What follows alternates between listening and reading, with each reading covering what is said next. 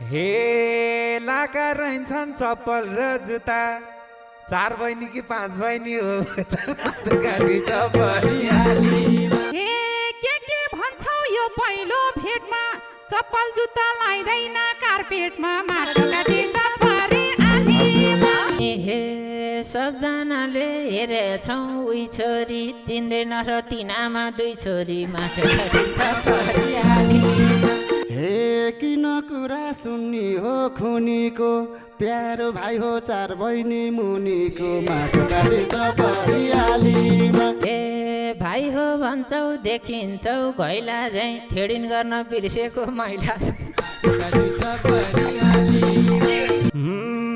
छाँगाबाट खसे झैँ भैस बाबु बाठो भएर त्यहाँ बस्न गइस बाबु माटो काटी चप्परी आलीमा हे